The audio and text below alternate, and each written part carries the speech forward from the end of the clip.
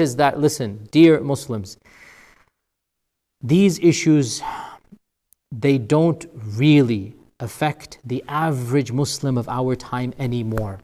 And my humble advice to both strands is to not increase the animosity between two schools who share a lot of ulama between them and who share a lot in common. What they share is much more than what disunites them. And the average Muslim will live and die without ever thinking about these issues unless one of these two strands starts pouring kerosene, starts prodding, starts pushing, starts speaking in a very harsh manner.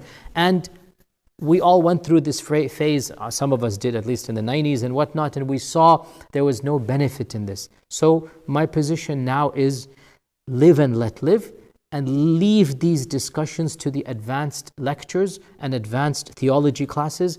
For now, let's just concentrate on the Quran. Whatever of the two positions you want to follow, I hope that when you read the Quran, your heart feels a sense of awe, a sense of trembling. In the end of the day, however you interpret it, when you read the phrase, وَجَاءَ رَبُّكَ وَالْمَلَكُ صَفًّا صَفًّا, your heart should be trembling, waiting for that day. When you read the phrase that the believers are those who they know they're going to meet their Lord, مُلَاقُوا رَبِّهِمْ. When you read the phrase, وَبَرَزُوا لِلَّهِ جَمِيعًا, all of us will be displayed in front of Allah subhanahu wa ta'ala. Forget whichever of the two interpretations. Let's get to the spirit, let's get to the point of these verses rather than getting into the advanced nitty-gritty and what this and the implications of that and what does it necessitate. Look, all of this, it's useful for a certain segment of advanced theology students, and like I said, I teach this and I am well aware and it is my area of expertise, but that's at a level that is academic. Let's not lose sight of the spiritual point of why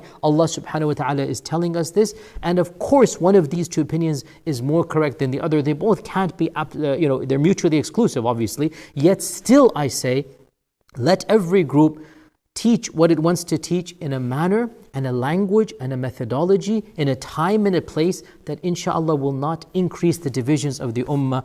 Dear Muslims, especially the two strands here or the three strands here, you guys might be arguing about the attributes of Allah.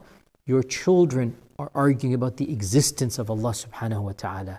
Put things into perspective. And don't get lost and confuse the forest from the trees. You guys might be arguing about very advanced abstract issues, controversies that go back, no exaggeration, 1,300 years this controversy goes back. 1,300 years. And you are resurrecting it amongst the next generation when the next generation would never ever hear of it unless you bring it up and you teach them what the past said. If you were to be quiet and the other group were to be quiet, guess what? This controversy would be forgotten. Nobody worries about it. We have bigger issues. Our children are leaving Islam. They're doubting Allah's existence. They're doubting the Prophet ﷺ has to be followed. They're doubting He's a Prophet. Let's concentrate on that. And let's leave the advanced discussion to the advanced students. And even amongst the advanced students, let's not preach a hatred and a division. This is what Ibn Taymiyyah himself is arguing when it came to this issue of seeing Allah on the Day of Judgment for the Kafir. Look, come together on what you agree upon. And this issue, let it be, and let it not divide the unity amongst you. That is what I'm saying to a much bigger issue. Ibn Taymiyyah did not say, I'm not saying he said it to that issue. I'm simply saying the same spirit that he understood for an issue 1,000 years ago, 800 years ago, I'm saying Ibn Taymiyyah did not see our time frame. And he didn't live in this time frame, nor did he live as a minority in a Western land seeing what's going on.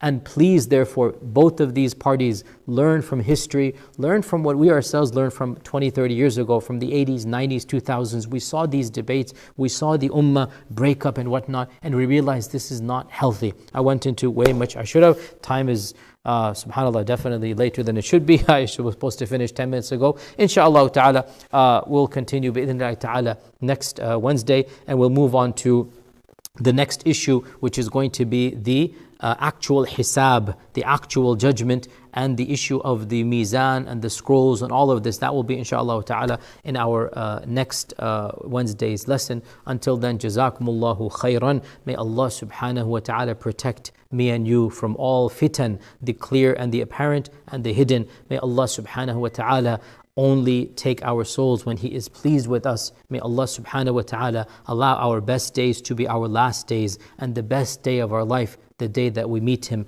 May Allah subhanahu wa ta'ala allow the kalima of La ilaha illallah to be the last phrase we ever say in this world. Allahumma tawaffana muslimin, Allahumma tawaffana wa anta radin anna, Allahumma tawaffana wa anta radin anna, wa akhir da'wana alhamdulillahi rabbil alameen, wa sallallahu wa sallam wa baraka ala abdi Muhammadin wa ala alihi wa sahbihi ajma'in.